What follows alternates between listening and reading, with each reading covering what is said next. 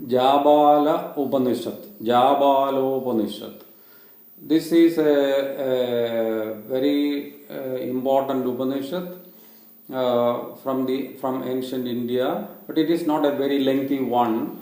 But here this is very special because we find one guru and several disciples here. Usually in one Upanishad we find one important guru and a famous disciple. They discuss most important aspects of human life and afterlife. But here the guru is a very learned person, very famous guru known as Yajnavalkya, and we find several people coming before him with important questions concerning life and afterlife. This also starts with the Shantipada Om Purnamada Purnamidam. Several Upanishads starts with this prayer. The first chapter deals with a dialogue between Brihaspati and Yajnavalkya.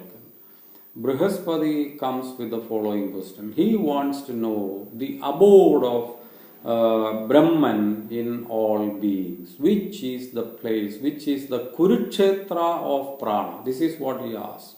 The Kurukshetra, the most important place where Brahman resides in a human body and in all other beings. And Yajnavalkya says it is Avimukta. That is called Brahma Sadanam. That is where Brahman resides in all beings. And he also states that when the soul departs from this world, Rudra Bhagavan encounters the soul and he will give the advice regarding Taraka Brahma Mantra. And the soul recites this Taraka Brahma Mantra and it will definitely attain moksha. That is what we are told here. In the second chapter, these are all small sections, we find another disciple called Atri Muni. He comes with the most important question which almost all the Upanishad deals with. I find it difficult to find any Upanishad which doesn't deal with this question. Here Atri Muni comes to Yajnavalkya with the question, how can one achieve Brahmajnana? How can we attain knowledge about God? That is the ultimate knowledge. And Yajnavalkya gives this reply, one has to worship Avimukta in order to attain Brahmajnana. God or the Almighty is embedded in the Avimukta. That is the Brahma Sadhana. Then Atri Muni asks the abode, the place where we find Avimukta. And the reply is as follows. Avimukta resides between Varna and Nasi. Varna is the potent force which destroys all evils, and Nasi eliminates all sins committed by anyone. Only one who has been bestowed with Atma Jnana, real knowledge, he will be qualified to teach about the soul, to teach other disciples, or he will be qualified to impart knowledge about the soul only if he gains Atma Jnana. We have a small third section here where the disciples ask another very important question to the Guru. This is about the easy method. Several disciples, they want to know the easy way to attain moksha or salvation. And here the question is about the easy mantra by which one can attain, easy prayer, the easy chanting by which one can attain moksha. And Yajnavalkya gives the advice that one can attain salvation by reciting Shatarudra mantra, the prayer called Shatarudra.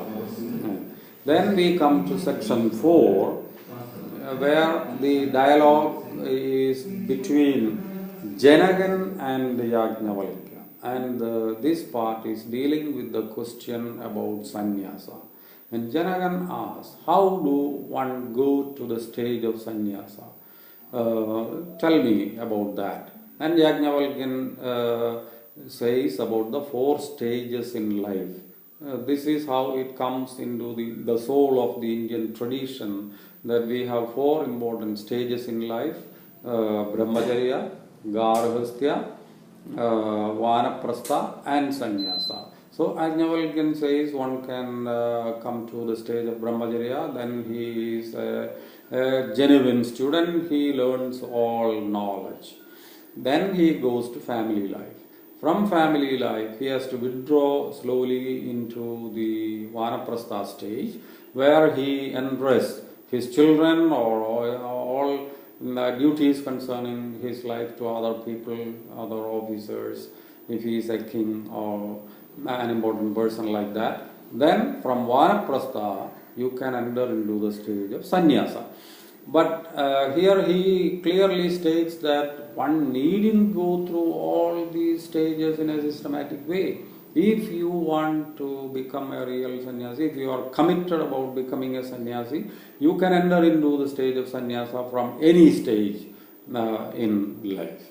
But usually this is the process of going into sannyasa. Or that is a stage called Parivrajaka. You enter into sannyasa or the state of Parivrajaka.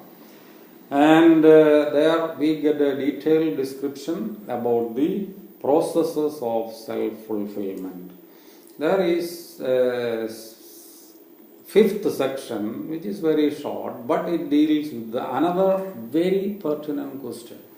Here it is again Atri Muni who comes to Yajnavalkya and he says, who is a real Brahmana? Who is a real Brahmin? Is it necessary to have the Yajnopavitam or the holy thread in order to become a Brahmana? And here Yajnavalkyan gives a very important reply. That is the most important aspect about holy life. Who is a real Brahmin or a priest? Who is a priest?